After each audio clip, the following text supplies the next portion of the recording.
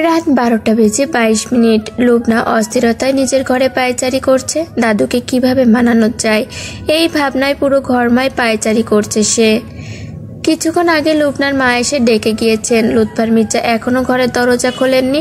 লুবনার মা লুৎফার মির্জার রুমের দরজার সামনে দাঁড়িয়ে আছেন। লুবনার বাবা অফিসের কাজে ঢাকার বাইরে গিয়েছেন। এইসব বিষয়ে এখনো তিনি কিছু জানেন না। লুবনার মা লুৎফার মির্জাকে বেশ কয়েকবার ডাকলেন, তিনি কোনো সাড়া শব্দ দিলেন না। লুবনা রুমের বাইরে এসে দেখলো দাদুর ঘরের সামনে তার মা দাঁড়িয়ে আছে। লুবনা এগিয়ে এসে দরজার সামনে দাঁড়ালো। লুবনার মাকে লুবনার রুমে যেতে বলল। তারপর নিজের রুমে আলমারি থেকে বড় চাবির থলেটা নিয়ে এসে লুৎফার মির্জার ঘরের লক খুলল। এই থলেটার মধ্যে পুরো বাড়ির এক্সট্রা চাবি আছে। লুবনা দরজা খুলে ভেতরে ঢুকলো। লুৎফার মির্জা চোখ বন্ধ করে চেয়ারে বসে আছেন। লুবনা গিয়ে ফ্লোরে দাদুর পায়ের কাছে বসলো। লুৎফার মির্জা এখনো চোখ বন্ধ করে বসে আছেন। লুবনা বেশ কয়েকবার দাদু করে ডাকলো, তিনি কোনো সাড়া শব্দ দিলেন না। লুবনা তার দাদুর পায়ের সাথে কপাল ঠেকিয়ে হু হু করে কেঁদে উঠল। লুবনার চোখের পানি লুৎফার মির্জার পায়ে পড়ছে। লুৎফার মির্জা তাও কিছু বললেন না, মাথাটা ঝুঁকে চুপচাপ বসে রইলেন। লুবনা নাক টেনে বলল, দাদু লানাফ খুব ভালো ছেলে। আমি কানাডা থেকে এসে পর্যন্ত ওর সাথে কোনো যোগাযোগ করিনি, কিন্তু ও এতদিন পরেও আমার খোঁজে এই পর্যন্ত চলে এসেছে। লানাফের মা বাবা নেই, ছোট থেকে ওর দিদার কাছে বড় হয়েছে। লানাফ অমায়িক একজন মানুষ, ঠিক তোমার মতো দাদু। আমি তোমার কথার বাইরে কখনো যাইনি, আজও যাব না। তুমি প্লিজ লানাফকে ফিরিয়ে দিও না। সামনাসামনি বসে লানাফের সাথে কথা বলে দেখো। ওর সাথে কথা বলে যদি তোমার অপছন্দ হয় তাহলে ফিরিয়ে দিও। আমি কিচ্ছু বলবো না। এইভাবে মুখ ফিরিয়ে থেকো না দাদু। আমি জানি ওর সাথে আমি ভালো থাকবো। তুমি তো আমাকে সব থেকে বেশি ভালোবাসো, তাহলে আজ কেন আমাকেই তুমি সব থেকে বেশি কষ্ট দিচ্ছ বলো আমাকে? লুবনা মাথা ঠেকে হাওমাও করে কাঁদছে। লুৎফার মির্জা কাঁপা কাঁপা হাতে লুবনার মাথা স্পর্শ করলেন। লুবনা মুখ তুলে তাকালো। লুৎফার মির্জার চোখে অশ্রু। তিনি নরম স্বরে বললেন, আমি শুধু তোমাদের সুখী দেখতে চাই, আর কিছুই না। তোমার ফুপি আমাকে উপেক্ষা করে তোমার ফুপার কাছে চলে গেল। আল্লাহর রহমতে সে সুখী রয়েছে, কিন্তু লুবনা চোখ মুছে সোজা হয়ে বসলো। লুৎফার মির্জার দিকে তাকিয়ে বলল, কিন্তু কি দাদু? লুৎফার মির্জা বলবে না করেও স্মৃতির পাতাতে ডুব দিলেন।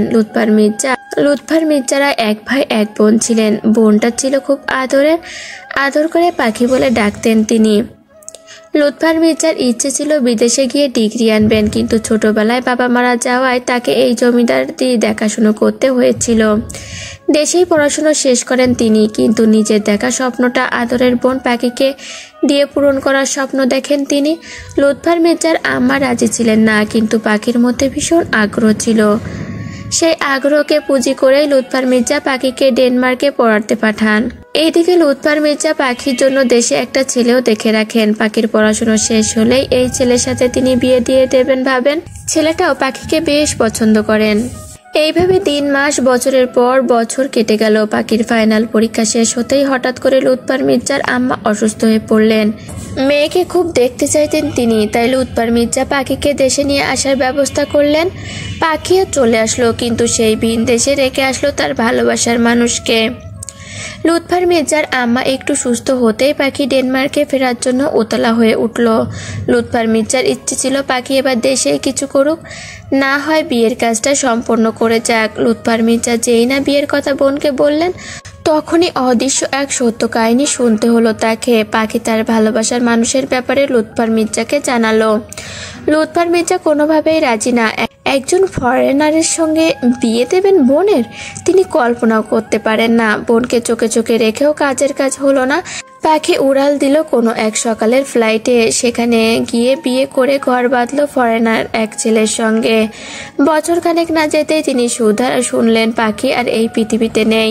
স্বামীর অত্যাচার সহ্য করতে না পেরে আত্মহত্যা করেছে। ভালোবাসা একা একা বিয়ে করে নিজের সমস্যার কথা বাড়ির কারোর সাথে শেয়ার করেনি সে। নিজের কষ্ট মনে চেপে রেখে সবচেয়ে বড় অন্যায়টা সেদিন করেছে। লুৎফার মির্জা আরও বলেন, সেদিন পাখি লুকিয়ে চলে যায়।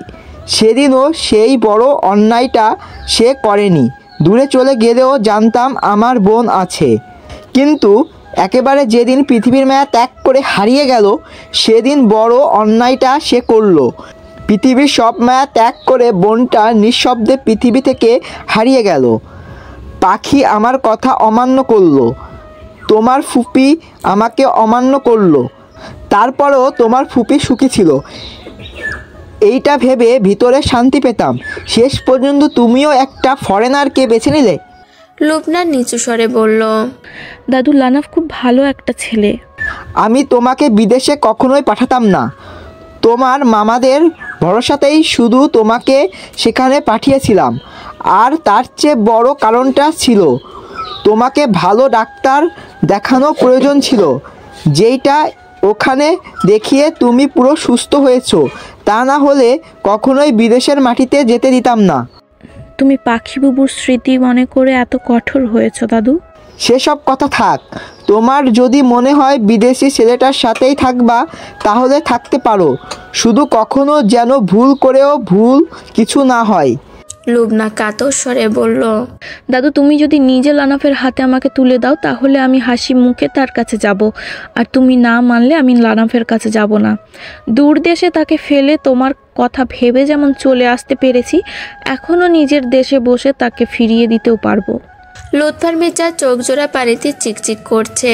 তিনি হাতের উল্টো পিঠে চোখ মুছে লুবনার মাথায় হাত রাখলেন, তারপর বললেন, কাল লানাকে গিয়ে নিয়ে এসো, একসাথে বসে দুপুরে ভাত খাবো। লুবনার মুখে হাসি ফুটে উঠল। আনন্দে ফ্লোরে বসে দাদুর পা জোড়া শক্ত করে দুহাতে চেপে ধরে ঝরঝর করে কেঁদে ফেলল। এই অশ্রু সুখের অশ্রু। লুবনা সেভাবেই অনেকক্ষণ বসে রইল। লুবনার মা খাবার নিয়ে দরজার বাইরে দাঁড়িয়ে আছেন। লুৎফার মির্জা লুবনার মাকে ভেতরে আসতে বললেন। লুবনার মা ভেতরে এসে খাবারের ট্রেটা রাখলেন। লুৎফার মির্জা হেসে বললেন, আগামীকাল বাড়িতে নতুন জামাই আসছে, সকাল সকাল বাজারে যাব, ডেকে দিও বৌমা। আর তাসিন মৌসিকেও ডেকে নিও, বাচ্চাগুলো আজ খাইনি মনে হয়, কাল একসাথে বসে পেট পুড়ে খাবো। লুবনার মায়ের মুখেও হাসি ফুটে উঠল। লুবনার চোখে অশ্রু, মুখে তৃপ্তিময় হাসি। এই 3 বছরের মধ্যে আজকের রাতটা তার কাছে সবচেয়ে আনন্দঘন একটা রাত, স্বস্তির শ্বাস ফেলার রাত। লুবনা আজ ভীষণ খুশি। স্বস্তি ফেলার রাত। লুবনা আজ ভীষণ খুশি। তার ইচ্ছে করছে এখনই লানাফকে খবরটা দিতে, কিন্তু কাল গিয়েই সারপ্রাইজ দেবে বলে নিজেকে এখন সংযত রাখলো। আজ বিছানায় শুয়েই তার 2 চোখের পাতা নিমিষেই বন্ধ হয়ে গেল। কিছুক্ষণের মধ্যেই বহুদিন পর সেই গভীর ঘুমে তলিয়ে গেল।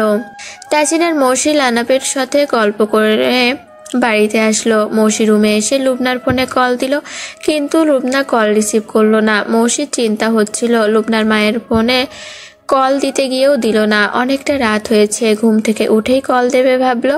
তাসিন হাত মুখ ধুয়ে বিছানায় এসে বসলো। মৌসি নিস্তব্ধ হয়ে বসে আছে।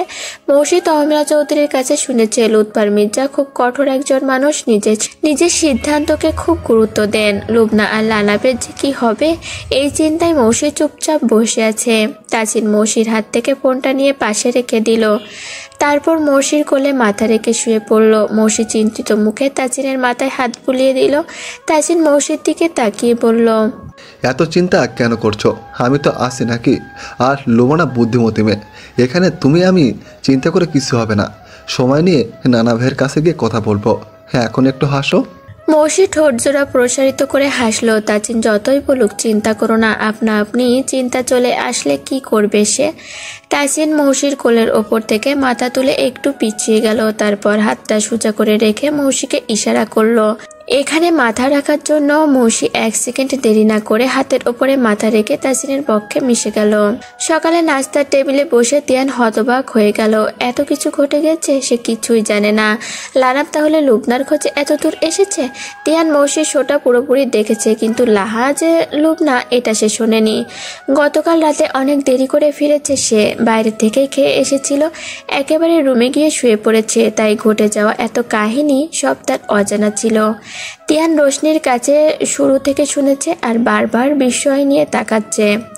মৌসি টেবিলে খাবার রাখছে আর মুখ টিপে হাসছে। তাসিন লানাফকে নিয়ে বাড়ির ভেতরে ঢুকলো। সকালে লানাফকে নিয়ে হাঁটতে বের হয়েছিল, একটু ঘুরিয়ে নিয়ে বাড়িতে আসলো। তাহমিনা চৌধুরী রান্নাঘর থেকে বেরিয়ে এসে লানাফকে বসতে বললেন। মৌসিও হেসে চেয়ারে ইশারা করতে বসতে বলল। তাসিন লানাফের পাশেই বসলো। তিয়ান লানাফের সাথে হাই হ্যালো করে পরিচিত হলো। বাড়ির কর্তারা নাস্তা করে বেরিয়ে গিয়েছেন। তিয়ানের মা রান্নাঘরে লুচি ভাজছে। মৌসি গরম গরম লুচি নিয়ে আসলো। রশনির মা তরকারি নিয়ে আসলো। তাহমিনা চৌধুরী বাটিতে তরকারি তুলে দিচ্ছেন। মৌসি পাশেই দাঁড়িয়ে আছে। তাহমিনা চৌধুরী তরকারি তুলতে তুলতে মৌসিকে বসে পড়তে বললেন। মৌসিও চেয়ার টেনে বসলো।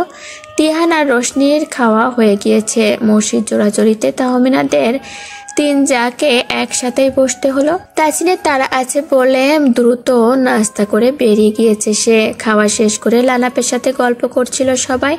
গল্পের মধ্যে তিহানের মা চেয়ার ছেড়ে উঠে থালা বাসনগুলো গোছাচ্ছিলেন। সেই সময় লুবনা ভিতরে আসলো। লুবনাকে দেখে তিহানের মা হাসি বিনিময় করে কিছু থালা বাসন রান্নাঘরের দিকে নিয়ে গেলেন। তাহমিনা চৌধুরী লুবনার হাতটা ধরে পাশের চেয়ারে বসালেন। লানাপ লুবনার দিকে তাকিয়ে আছে। লুবনা লানাপের দিকে তাকিয়ে মৃদু হাসলো। তাহমিনা লুবনার দিকে তাকিয়ে বললেন, বাবার শরীর ভালো আছে, সকালে ফোন দিয়েছিলাম, বললো বাজারে গিয়েছেন। ভালো আছে ফুপি। হ্যাঁ, দাদু আজ সকালে উঠেই বাজারে গিয়েছেন। বাড়ির সবকিছু ঠিক আছে? আইডিয়া করে বলো তো ঠিক আছে না নেই। তাহমিনা চৌধুরী কিছুক্ষণ ভাবলেন। তিনি এবার কিছু বলতে যাবেন তার আগেই মৌসি অ্যানাউন্সমেন্ট করার মতো করে বললেন, হেই চৌধুরীবাসীগণ, তোমরা সবাই লুবনা আপু আর লানাফের বিয়ে খাওয়ার জন্য প্রস্তুত হও। খুব শীঘ্রই তাদের 4 হাত এক হতে যাচ্ছে। এইটা লুবনা আপুর মুচকি হাসিতেই ধরা দিচ্ছে। লানাপ বোকার মতো চেয়ে আছে, যার অর্থ লানাপ কিছুই বোঝেনি। তারপর মৌসি এবার লানাপের সুবিধার্থে ইংরেজি বলল। ততক্ষণে তাহমিনা চৌধুরী লুবনাকে বললেন, হেয়ালি রেখে বল বাড়ির কি অবস্থা। বাবা হাটে আছে বলে কিছু জিজ্ঞেস করতে পারিনি। তোর মা কল রিসিভ করছে না।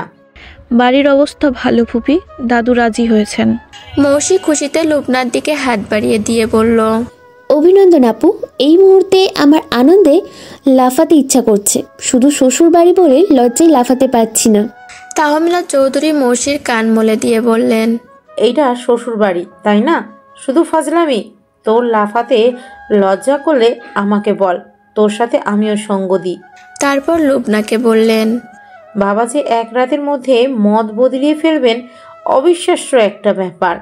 মৌসি কৌতূহল চেপে রাখতে না পেরে বলল, দাদু এত তাড়াতাড়ি কিভাবে রাজি হলো? তাড়াতাড়ি বলো। গতকাল রাতে আমরা ঘুমাতেই পারিনি, সারা রাত ভেবেছি কিভাবে দাদুকে রাজি করানো যায়। লুবনা আফসোস করে বলল, ইস রে, রাতেই তোমাদের জানানো উচিত ছিল।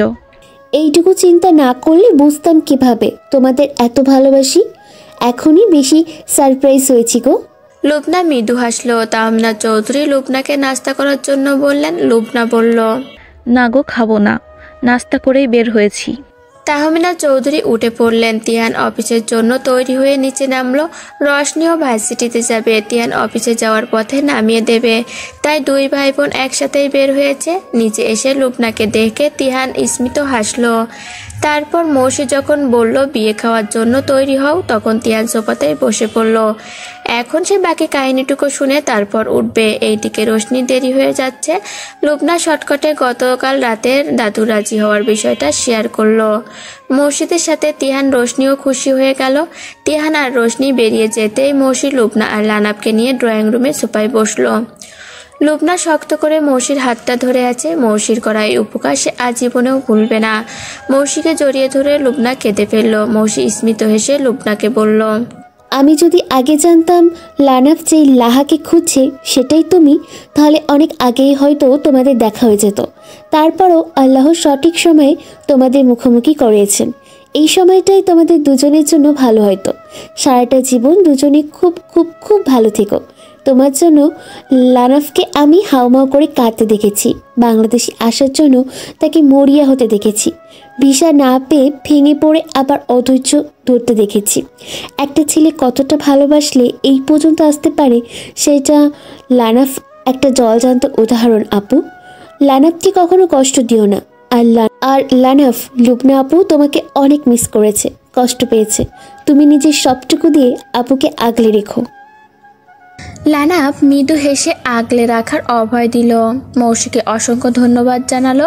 কিছুক্ষণ বসে মৌসির কাছ থেকে বিদায় নিয়ে লুবনা লানাফকে নিয়ে বের হলো।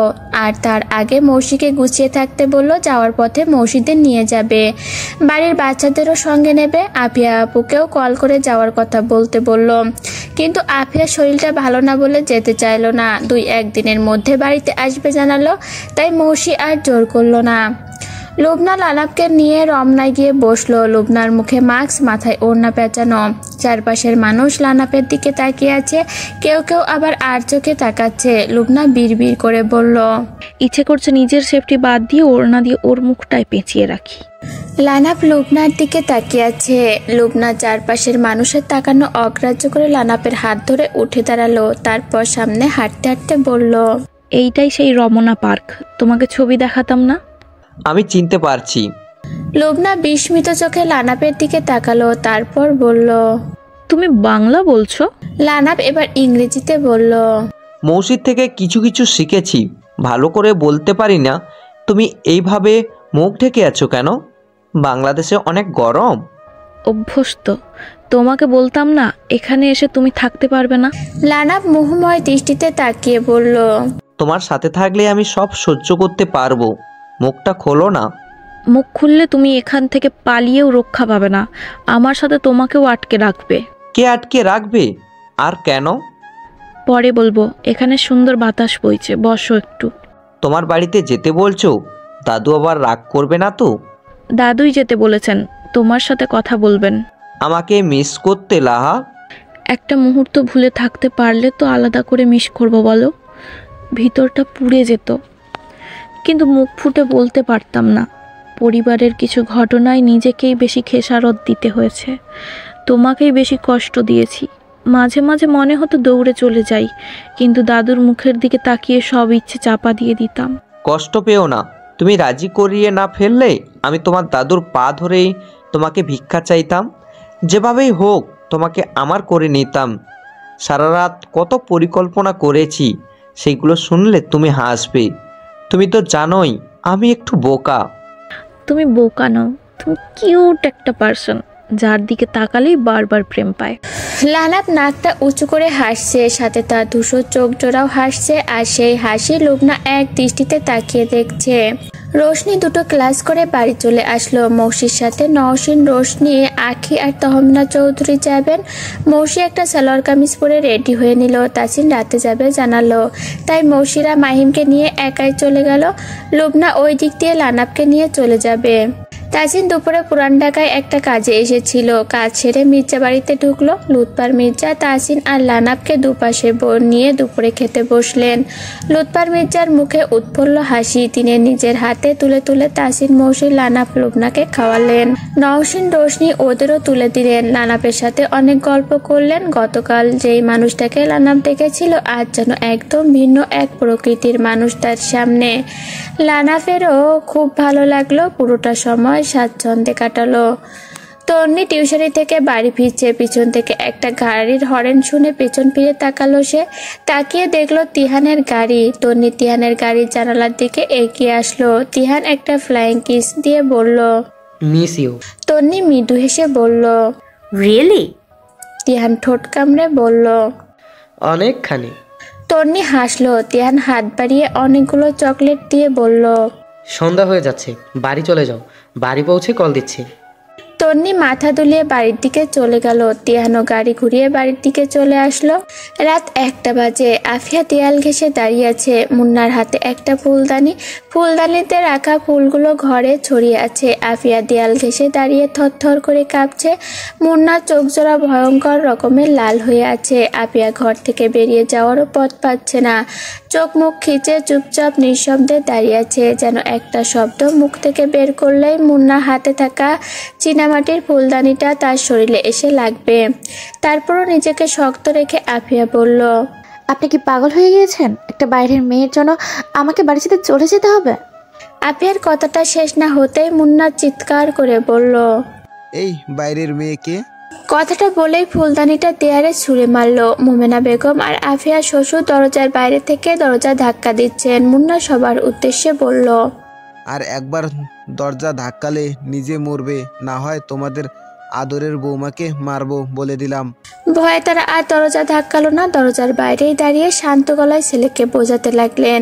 সেদিকে মুন্নার খেয়াল নেই। মুন্না ফ্লোরে বসে খাটের সাথে হেলান দিয়ে আফিয়ার উদ্দেশ্যে অসহায় স্বরে বলল, ইচ্ছে করছে নিজে নিজেকে শেষ করে দেই।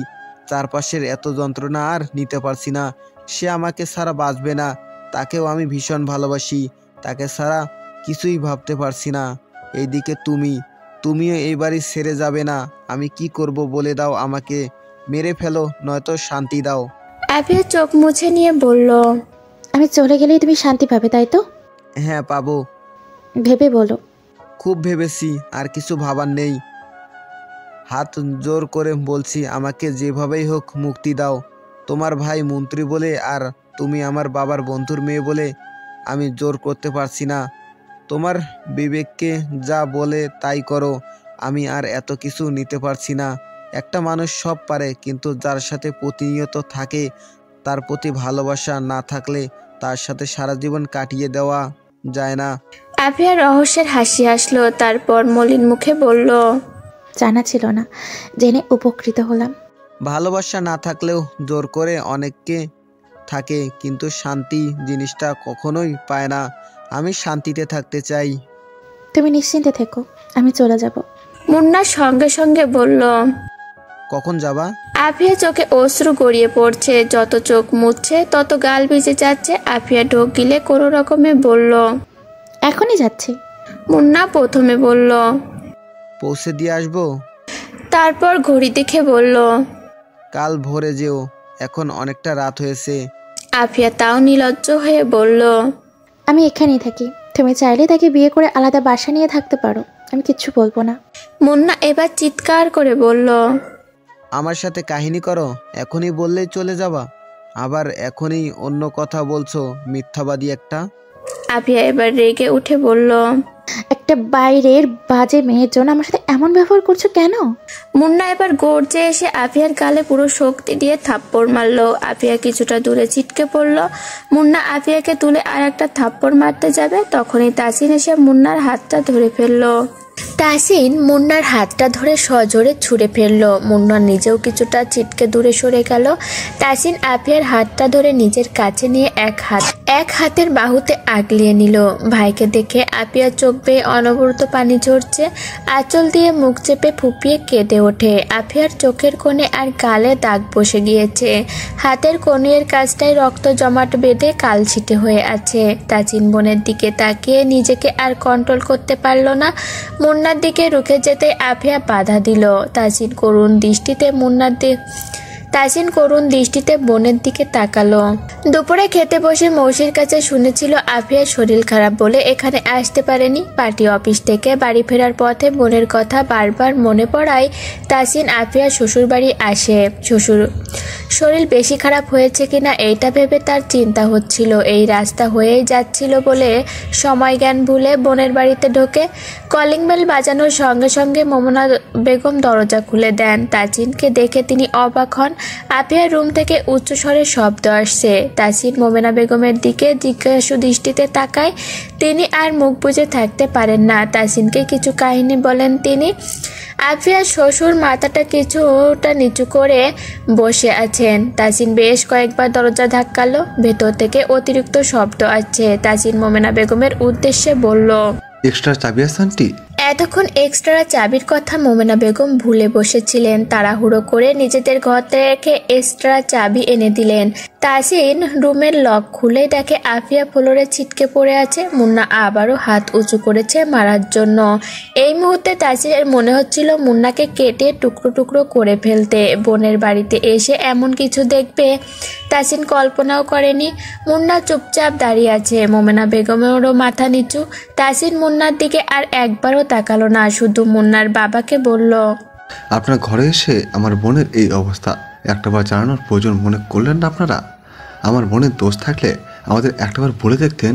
মোমেনা বেগম মুখে আঁচল চেপে কেঁদে বললেন, আফিয়ার কোনো দোষ নেই বাবা, কপাল করে মেয়ে পেয়েছিলাম।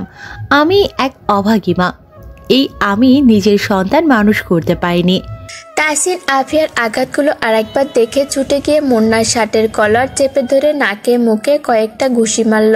আফিয়া তাসিনকে ছাড়িয়ে নিয়ে না মারার অনুরোধ করলো, যেন মুন্নার গায়ে আর হাত না দেয়। তাসিন তারপরও চোয়াল শক্ত করে সর্বস্ব শক্তি দিয়ে সজোরে মুন্নার গালে একটা থাপ্পড় মারল।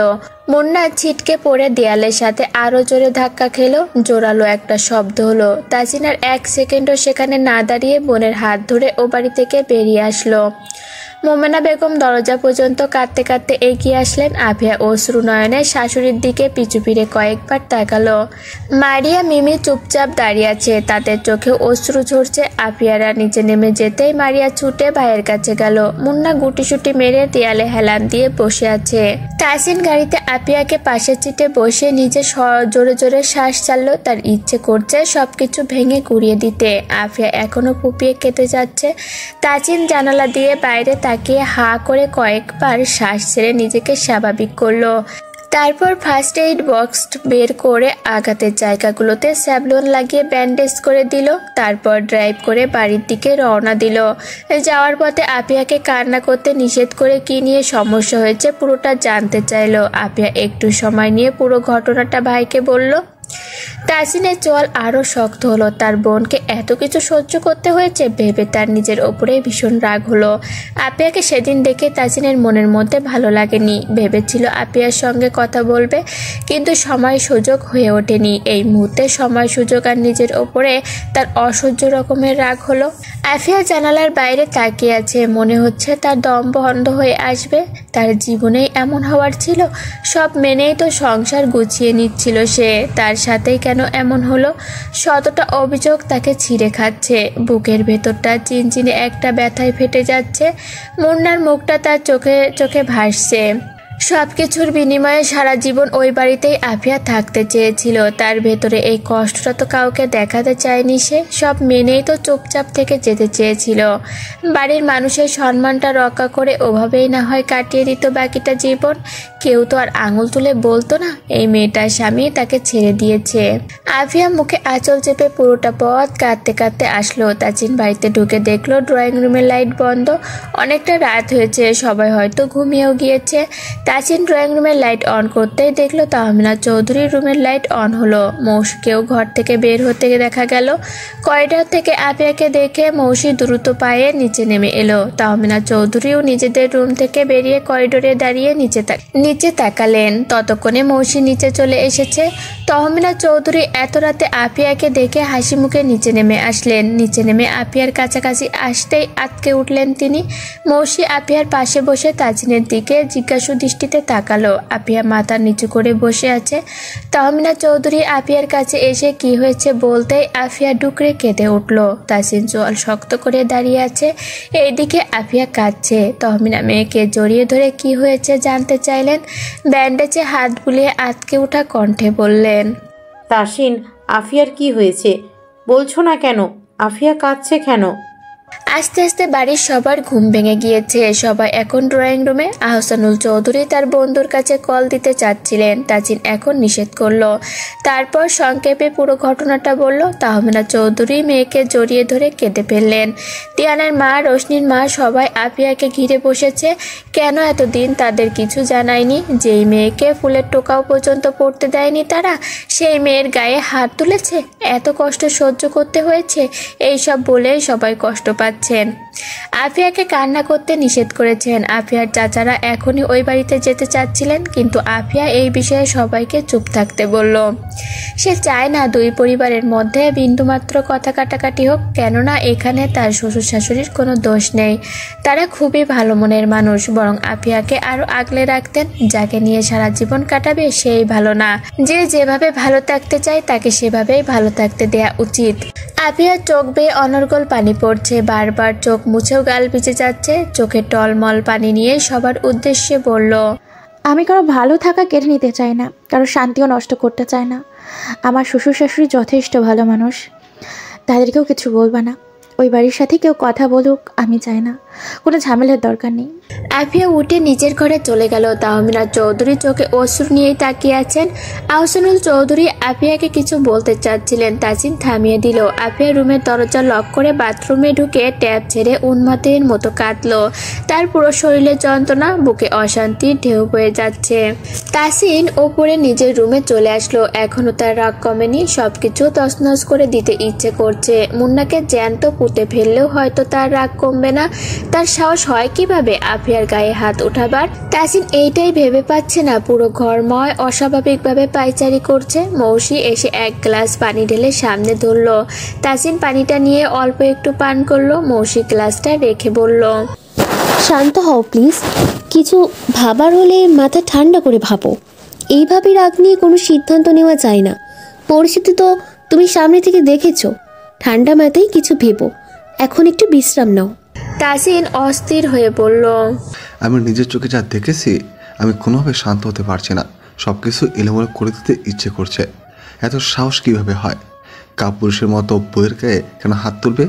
আমি কিছু ভাবতে পারছি না মৌসি। তাসিন রাগে কাঁপছে। মৌসি এগিয়ে এসে তাসিনকে শক্ত করে জড়িয়ে ধরে নিচু স্বরে বলল, শোনো আমার কথা। রাগ কখনো ভালো কিছু বয়ে আনে না। সব অন্যায় প্রতিশোধ নেওয়ার কথা ভাবা বোকামি হয়, বুঝলে? কিছু জিনিস আল্লাহর নিকটে ছেড়ে দিতে হয়। সে শান্তি চাই, তাই না? তার শান্তিটা না হয় আল্লাহ তাআলা দিক। এই মানুষগুলোকে অন্তত শাস্তি দিয়ে শিক্ষা দেওয়া যায় না, এদের ছেড়ে দিয়ে শিক্ষা দিতে হয়। এদের শান্তিটা প্রকৃতি দিয়ে দেবে। দেখো না হয় এত শান্তি পাবে। শান্তি কাকে বলে সেটাই ভুলে যাবে। তুমি শান্ত হও প্লিজ। তুমি রেগে গেলে আমি ভয় পাই। যে কোনো সিদ্ধান্ত আমাদের আফিয়া আপুকে নিয়ে নিতে হবে। এখন আমাদের মাথা গরম করার সময় নয়, আফিয়ার আপুর পাশে থাকার সময়। তাসিন মাথা নাড়ালো। তাসিন অনেকটা স্বাভাবিক হয়েছে। মৌসি ওইভাবে জড়িয়ে ধরেই বলল, আজ আমি আফিয়া আপুর সঙ্গে ঘুমাবো। তুমি ফ্রেশ হয়ে শুয়ে পড়ো। আফিয়া আপুকে সঙ্গ দেওয়া প্রয়োজন। তাসিন মাথা নাড়িয়ে হো বলল। মৌসি আরো কিছুক্ষণ তাসিনকে বুঝিয়ে শান্ত থাকতে বলে আফিয়ার রুমে এসে নক করলো। আফিয়া বারান্দায় বসেছিল। শব্দ পেয়ে বারান্দা থেকে এসে দরজা খুলে দিল। সেদিন রাতে মৌসি আর আফিয়াকে কিছু জিজ্ঞাসা করলো না। আফিয়া নিজে থেকে যা কিছু বলল সেগুলো শুধু শুনলো। আধা ঘন্টা পর তহমিনাও এসেছিলেন। মেয়ের কাছে ঘুমালেন তিনি। আফিয়া সেদিন সারা রাত ঘুমাতে পারল না। সাথে মৌসি আর তহমিনা চৌধুরীও জেগে রইলেন। মোমেনা বেগম আফিয়ার ফোনে কল দিয়ে খুব কান্নাকাটি করলেন। তহমিনার সঙ্গেও কথা বলে ক্ষমা চাইলেন। তহমিনা চৌধুরী মোমেনা বেগমের সাথে তেমন কিছু বললেন না। আফিয়া নিজেই শাশুড়ির খুব সুনাম করে, সেখানে এই মানুষটাকে অযথা কথা শোনানোর দরকার মনে করলেন না তিনি। এইভাবেই দুটো দিন কেটে গেল। আফিয়ার বাবা মুন্নার বাবার সাথে বাইরে বসে এই বিষয়ে কথা বললেন। প্রথম দিকে মুন্নার বাবা এসব জানতেন না, অনেক পরে জেনেছেন। ছেলেকে সাবধানও করেছিলেন, কিন্তু কাজের কাজ কিছু হয়নি। আহসানুল চৌধুরী আফিয়ার কাছেও শুনেছেন। তার শ্বশুর শাশুড়ি যথেষ্ট পাশে থেকে ছেলেকে বুঝিয়েছেন, আফিয়াকেও আগলে রেখেছিলেন। তাই বন্ধুর কাছেও চোটপাট দেখাতে পারলেন না। বিকালের দিকে মৌসি আফিয়ার রুমে এসে বসলো। আফিয়া মলিন মুখে একটু হেসে বলল, সবাইকে চিন্তায় ফেলে দিলাম, তাই না? বলো। তুমি এই সময় এসেও এমন সহজভাবে কথা বলছো আপু। খারাপ সময়ে সহজ করে কথা না বললে খারাপ সময়টার মোকাবেলা করব কিভাবে বলো? মাসখানেক ধরে এই সময়টার সাথে লড়াই করছি, তাকে বুঝিয়েছি, নিজেকে মানিয়েছি। তারপরে এই দিনটা আমার জীবনে হাস হারিয়েছিল। কষ্ট পেও না আপু। আফিয়া দীর্ঘশ্বাস ছেড়ে মনে মনে আওড়ালো, কষ্টকে তো সেই দিনই মাটি চাপা দিয়েছি যেদিন নিজের শখের মানুষকেই জীবন থেকে হারিয়েছি। মৌসি আবারও বলল, মুন্না ভাইয়া কি একবারও কল দেয়নি আপু? না গো, সে আছে শান্তির খোঁজে। একজনকে খুব ভালোবাসে, তার সাথে সে ভালো থাকতে চায়। তোমার মতো মানুষ জীবনে পেয়েও অন্য কোথাও কোনো পুরুষ শান্তির খোঁজ পেতে পারে? পারে গো। কেউ ভালো থাকতে চাইলে তাকে ভালো থাকতে দিতে হয়। আজ জীবন ভালো থাকুক।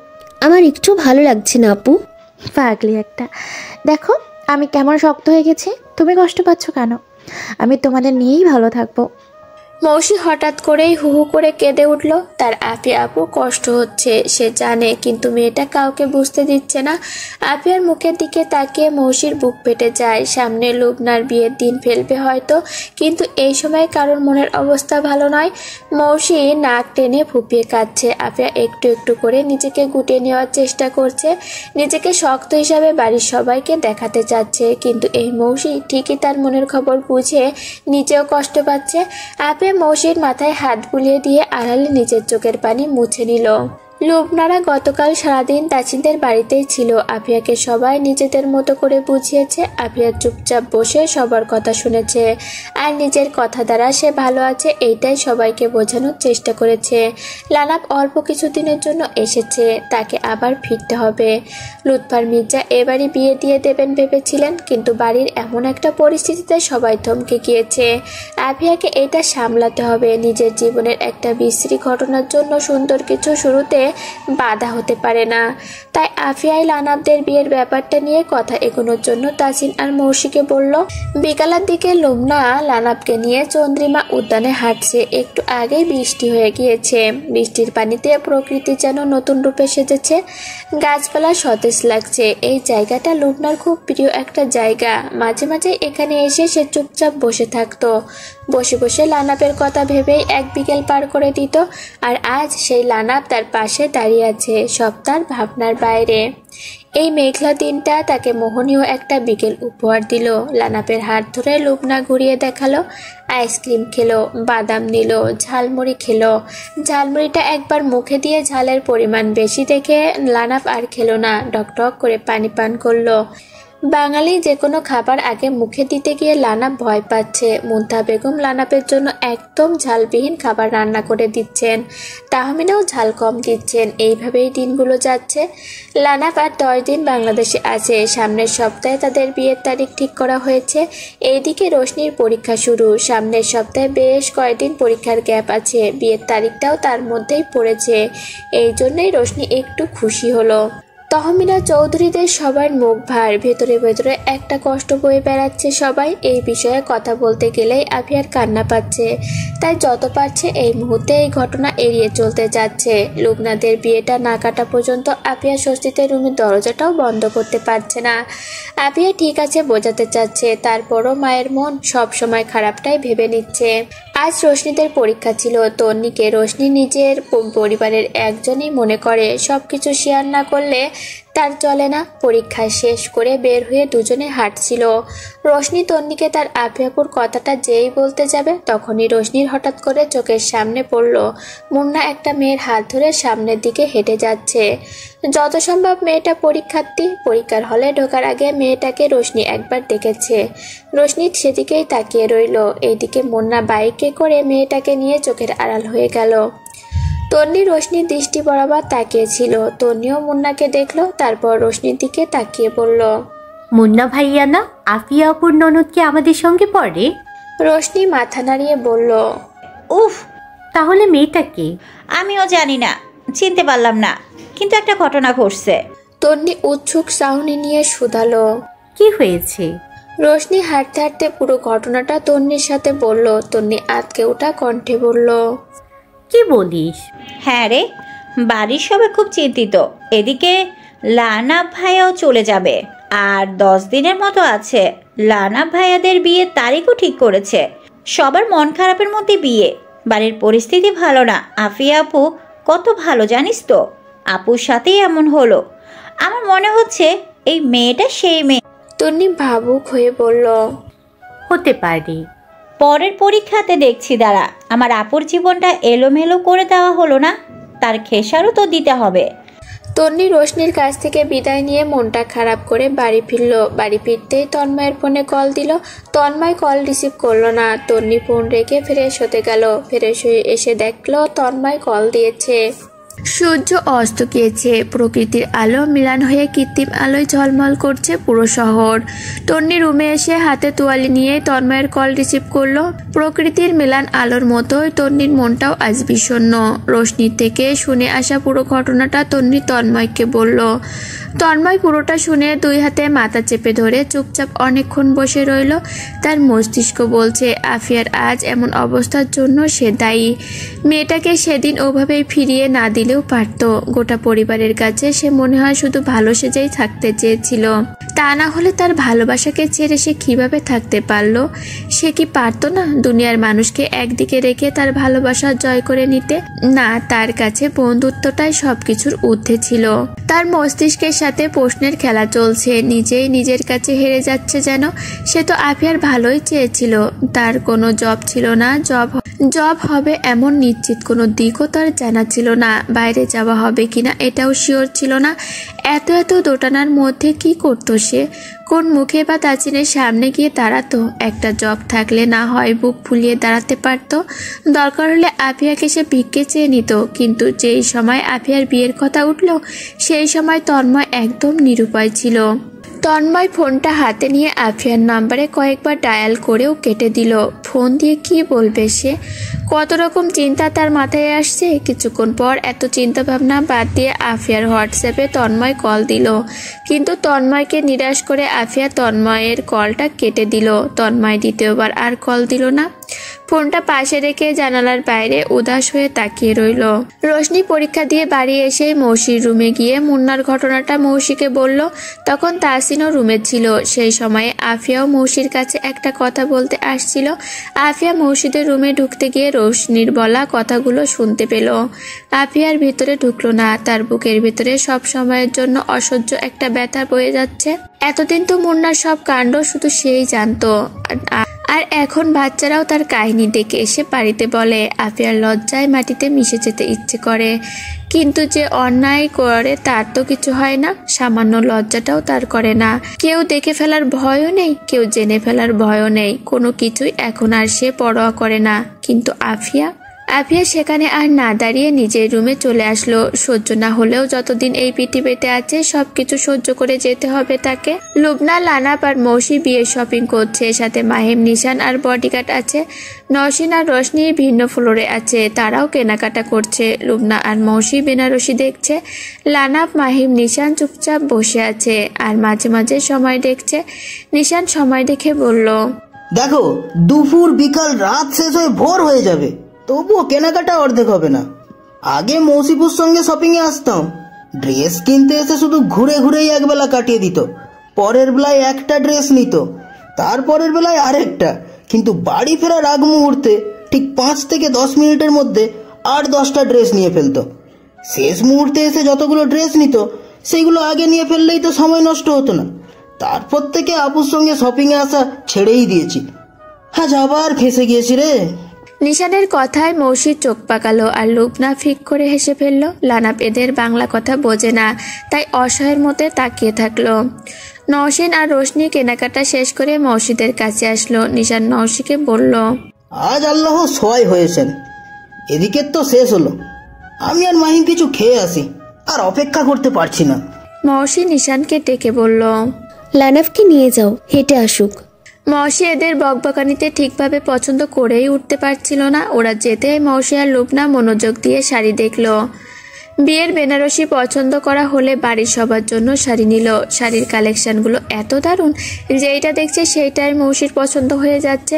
মৌসি আলাদা করে নিজের জন্য কয়েকটা শাড়ি কিনে নিয়ে নিল। এর মধ্যে লেমন কালারের জামদানি শাড়িটা তার খুবই পছন্দ হলো। একই রকমের 2টো জামদানি নিয়ে নিল। তারপর লানাপের জন্য কেনাকাটা শেষ করে বাড়ি ফিরল। নওশিনের একটু কাজ আছে বলে আগে বেরিয়ে এসেছিল। এখন কয়েকটা দিন বাড়ি থেকে বের হতে পারবে না, তাই পরাগের সাথে আজ দেখা করে যাবে। পরাগ সেই গলিতেই বন্ধুদের সাথে আড্ডা দিচ্ছিল। দূরে নওশিনকে আসতে দেখে সে নওশিনের দিকে এগিয়ে আসলো। পরাগকে দেখা মাত্রই নওশিন মিষ্টি করে হাসলো। দুজনে একটা গলি দিয়ে হাঁটছিল। একটা বাড়ির প্রাচীর বেয়ে রাস্তার প্রান্তে ঝুলেছিল মাধবীলতা। নওশিন পাড়ার জন্য হাত উঁচু করছিল, কিন্তু সে হাতে পাচ্ছে না। পরাগ নওশিনের পিছনে দাঁড়িয়ে নওশিনের কাঁধের ওপর দিয়ে হাত বাড়িয়ে একগুচ্ছ মাধবীলতা ফুল পেরে দিল। নওশিনের মুখে একগুচ্ছ মাধবীলতার মতোই সুমিষ্ট হাসি ফুটে উঠল। পাশে একটা দোকান থেকে পরাগ দোকানে গিয়ে কিছু চকলেট নিল। চকলেটগুলো নওশিনের হাতে দিয়ে নওশিনকে বলল, আগামীকাল গ্রামের বাড়িতে যাব, 2 দিন থাকতে হবে হয়তো। নওশিন চকলেট খেতে খেতে বলল, তাই বলে কি তোমার মন খারাপ হয়েছে? 2-3টা দিন আমার ফুলকে আমি দেখতে পাবো না, একটু তো মন খারাপ হবেই। তুমি গ্রামের বাড়িতে না গেলেও দেখা হতো না। আমি 2-1 দিন বাড়ি থেকে বের হতে পারবো না। পরাগ কপালে সূক্ষ্ম ভাঁজ ফেলে বলল, কেন? তোমাকে লানাফ ভাইয়ার কথা বলেছিলাম না, লুবনা আপুর সঙ্গে ভাইয়ার বিয়ে ফিক্সড হয়ে গিয়েছে। আমাদের বাড়ি থেকেই ছেলেপক্ষ হিসাবে সবাই লুবনা আপুদের বাড়ি যাবে। আয়োজন শুরু হয়ে গিয়েছে অলরেডি। ডেকোরেশনের কাজ শুরু হতে দেখতে এসেছিলাম। আগামীকাল গায়ে হলুদ, পরশু বিয়ে। তাহলে তো দেখছি ভালোই সময়ে গ্রামে যাচ্ছি। তবে দ্রুত ফিরে আসবা। আর হ্যাঁ, গত পরশু তোমার হাতে সিগারেট দেখেছি কিন্তু। পরাগ অবাক হয়ে ভুরু কুঁচকে বলল, কখন? আমি ভার্সিটিতে যাচ্ছিলাম, রিস্কায় ছিলাম। সাবধান কিন্তু। কমিয়ে দিয়েছি তো। ছেড়ে দিতে হবে প্রিয়। চেষ্টায় আছি। আজ যেতে হবে, বাড়িতে কিছু কাজ আছে। এগিয়ে দিই? না, আজ তারা আছে, রিস্কা নিয়ে চলে যাব। পরাগ একটা রিক্সা ডেকে নওশিনকে তুলে দিয়ে বাড়ির পথে হাঁটা দিল। পরাগরা 2 ভাই বোন। বোনটা ছোট। পরাগের বাবা একজন পুলিশের ঘরেই বখাটে সন্তান। বাবা মায়ের জন্য পড়াশোনাটা কন্টিনিউ করতে হয়েছে তাকে। রেজাল্ট তার খারাপ হয় না, তবে নম্রভদ্র লোক দেখানো ভাবে সে চলতে পারে না। অগোছালো ভাবটা তার পা থেকে মাথা পর্যন্তই আছে। এলোমেলো বেশে ঘুরতেই তার ভালো লাগে। পরাগ মাঝে মাঝে ভাবতো নওশিনের মতো একটা গোছালো মেয়ে কি দেখে তার মায়ায় পড়ল। মাঝে মাঝে তবদা খেয়ে দিনরাত এক করে ভাবনায় বিভোর থাকতো সে। কিন্তু সময়ের সাথে সাথে নওশিন সব ভাবনা দূর করে দিয়ে তাকেও মায়ায় ফেলে দিয়েছে। এখন আর বাড়ি ফিরতে মধ্যরাত করে না। বন্ধুদের সঙ্গে আড্ডা এখনো চলে, তবে সেইটা আর অধিক সময় ধরে না। আগে ক্যারিয়ার নিয়ে তার ভাবনা ছিল না, আর এখন ক্যারিয়ার নিয়ে তার অনেক ভাবনা। জবের জন্য সে এখন ইন্টারভিউ দেয়। বাবাকে জবের বিষয়ে জিজ্ঞাসা করে। পুরো ভিন্ন একটা জগতের মানুষ হয়ে গিয়েছে সে। শেখবাড়ি সেজেছে নানা রঙের আলোয়। ডেকোরেশনের কাজ গতকাল সম্পূর্ণ করেছে। মৌসি একটা বাসন্তী রঙের সালোয়ার কামিজ পরেছে। আফিয়া নওশিন রশনি আকিদের জোর করে শাড়ি পরিয়ে দিয়েছে। আর তার কথা, এমন অকেশন বারবার আসে নাকি? সবাই সুন্দর করে সাজো, মজা করো। আফিয়ার কথায় সবাই সুন্দর করে সেজেছে, মজা করছে। তাচিন দুপুরে পার্টি অফিস বাড়ি ফেরার পথে তন্নিকে নিয়ে আসলো। রশনি আসার জন্য আগে থেকেই বলেছিল, কিন্তু তন্নি আসছিল না। তন্নির মা একটু অসুস্থ, তার ওপর পরীক্ষা চলছে। এইসব ভেবে সে আসতে চাচ্ছিল না, কিন্তু তাসিন যাওয়াতে তাকে আসতেই হলো। তিয়ানের সাথে 2 দিন আগে তার ঝগড়া হয়েছে, এখনো ঠিকভাবে কথা বলেনি। ঝগড়ার টপিক হলো তিয়ান কেন আফিয়া আপুর বিষয়টা তন্নিকে জানায়নি। কিন্তু তিয়ানের কথা, পরীক্ষার মাঝে মন খারাপের কথা শেয়ার করে তন্নির পরীক্ষাটা খারাপ করতে চায়নি সে। কয়দিন পরেই বলতো। এইটা নিয়েই দুজনের রাগারাগি চলছে। তাচিন যখন যায়, তন্নি তখন রান্না করছিল। তাচিন যাওয়ার পর কোনো রকম মায়ের আর তার কাপড় চোপড় গুছিয়ে নিয়ে চলে এসেছে। এখানে এসে গোসল করলো। গোসল করে ছাদে জামা কাপড় মেলতে গিয়ে দেখলো তিয়ান, আফিয়া, রোশনি, বিহান ছাদে দাঁড়িয়ে আছে। ছাদে রং খেলা হবে, তাই কোন ছাদে খেললে ভালো হয় সেটাই দেখছে। মসজিদের চেয়ে তাজিনদের ছাদে জায়গা বেশি, তাই এই বিষয়টা নিয়ে ছাদ দেখছিল আর কথা বলছিল। তন্নিকে দেখে তিহান আর চোখে তাকালো, আর আফিয়া ওই সময়ে নামার জন্য সবাইকে বলতে যাচ্ছিল। তিহানের আর চোখে তাকানো দেখে কাজ আছে বলে আফিয়া আরো দ্রুত রোশনি বিহানদের নিয়ে নিচে নেমে আসলো। তিয়ান প্রথমে 1 কদম দ্রুত পা ফেলে নামার জন্য আসলেও পরবর্তীতে থেমে যায়। তন্নি জামা কাপড়গুলো মেলে দিয়ে সিঁড়ি ঘরে আসতেই দেখলো তিয়ান দাঁড়িয়ে আছে। তিয়ানকে দেখে সেও থমকে দাঁড়িয়ে পড়লো। চারপাশে তাকিয়ে দেখলো কেউ নেই। তিয়ান হঠাৎ করে কান ধরে সরি বলল। তন্নি চারিদিকে তাকিয়ে নিচু স্বরে বলল, এগুলো কি হচ্ছে? বললাম তো সরি। কিসের জন্য সরি বলা হচ্ছে? গত রাতে মেয়েদের মতো করে ঝগড়া করার জন্য। তন্নি ভুরু কুচকে বলল, মেয়েদের মতো মানে? তিয়ান হালকা কেশে বলল, কিছু না, আর ঝগড়া করব না, প্রমিস। আচ্ছা। তন্নি নিচে নেমে যাচ্ছিল। তিয়ান তন্নির হাত ধরে বলল, লাভ ইউ বলো না প্লিজ, 2টা দিন ধরে শুনি। আরো 2টা দিন যাক। পাগল হয়ে যাব। পাগলকেই শখের পুরুষ বানাবো, তাও কোনো ঝগড়ু টেকে না। তিহান মুখটা কাচুমুচু করে ফেললো আর তন্নি মুখটা আড়াল করে মুচকি হেসে নিচে নেমে আসলো। লুবনা হলুদের সাজে স্টেজে বসে আছে। লুবনাকে চমকে দিতে সন্ধ্যার পর মৌসি লানাপকে নিয়ে মির্জা বাড়িতে এসেছে। লানাপের গায়ে সাদা পাঞ্জাবি। প্রথমে লানাপও জানতো না মৌসি লুবনার কাছে নিয়ে আসবে। লানাপ রাস্তাঘাট ভালো করে চেনে না, তার কাছে মনে হয় সব রাস্তা একই। তার ওপর রাত হয়ে গিয়েছে, এই জন্য আরও ধারণা করতে পারেনি সে।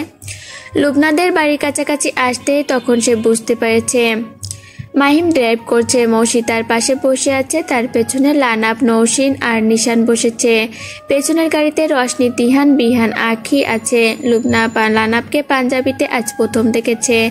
লানাপ কাছাকাছি আসতেই লুবনা মিষ্টি করে হেসে নিচু স্বরে বলল, রাজপুত্র লাগছে। হলুদের সাজে লুবনাকে দেখে লানাপ মন্ত্রমুগ্ধর মতো তাকিয়ে আছে। এত মিষ্টি লাগছে, লানাপ চোখ ফেরাতেই পারছে না। পুরো অন্যরকম একটা লুক। লানাপ লুবনার দিকে একটু ঝুঁকে পড়ে বলল, হুড়পড়ি লাগছে।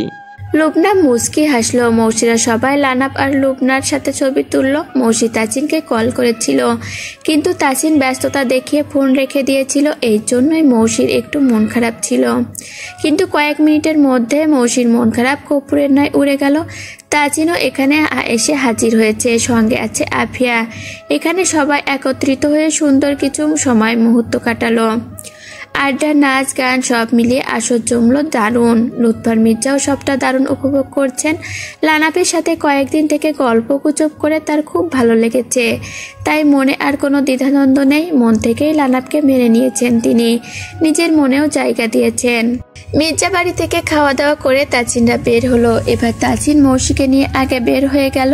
বাকি 2টা গাড়িতে বাকিরা বাড়ি চলে যাবে। মৌসি আফিয়াকে নিজেদের গাড়িতে চলে আসার জন্য বলেছিল, কিন্তু আফিয়া রোশনিদের সাথে আসবে বলে ওদের সাথেই থেকে গেল। তাজিন ড্রাইভ করে শহরের বাইরে আসলো। জানালা দিয়ে শীতল বাতাস আসছে। তাজিন এক হাতে মৌসির হাতটা ধরে আছে আর এক হাতে ড্রাইভ করছে। রাস্তা পুরো ফাঁকা। একটু দূরেই একটা মামা ঝালমুড়ি ভ্যান নিয়ে দাঁড়িয়ে ঝালমুড়ি বিক্রি করছে। মোটামুটি ভিড় আছে। তাজিন গাড়ি সাইড করে রেখে মুখে মাস্ক পরে ঝালমুড়ি নিয়ে আসলো। মৌসি গাড়ি থেকে নেমে গাড়ির সামনে দাঁড়ালো। ঝালমুড়িটা তাজিনের হাতে, সেখান থেকে একটু একটু করে নিয়ে মৌসি ঝালমুড়ি খাচ্ছে।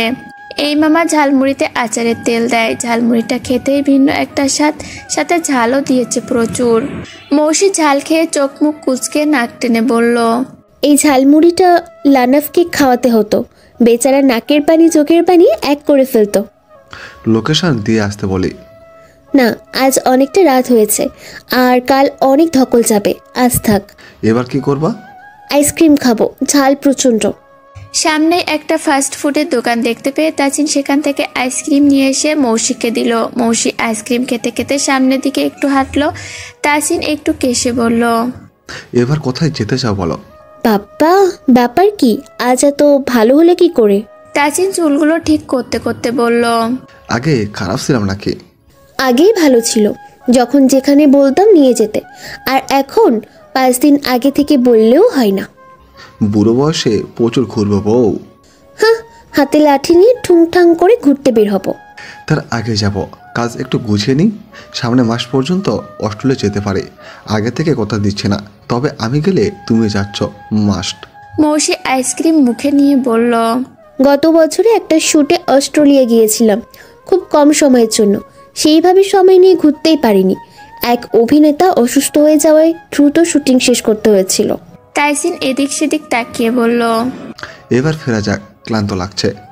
মৌসিও হু বলে গাড়িতে উঠে বসলো। যেতে যেতে মৌসির মাথায় একটা কথায় ঘুরপাক খেতে লাগলো। তাসিন তার শুটিংয়ের ব্যাপারে কোনো কথাই মনোযোগ দিয়ে শোনে না, কোনো আগ্রহ দেখায় না। এইদিকে ডিরেক্টর আজমল সাহেব এইমাত্র মৌসির ফোনে মেসেজ পাঠিয়েছে, মৌসি যেন দ্রুত তার সঙ্গে যোগাযোগ করে, বাকি শুট দ্রুত শেষ করতে হবে। প্রডিউসার চাপ দিচ্ছেন। মৌসি একবার ফোনের স্ক্রিনের দিকে তাকাচ্ছে তো আর একবার তাসিনের দিকে তাকাচ্ছে। কি করবে সে?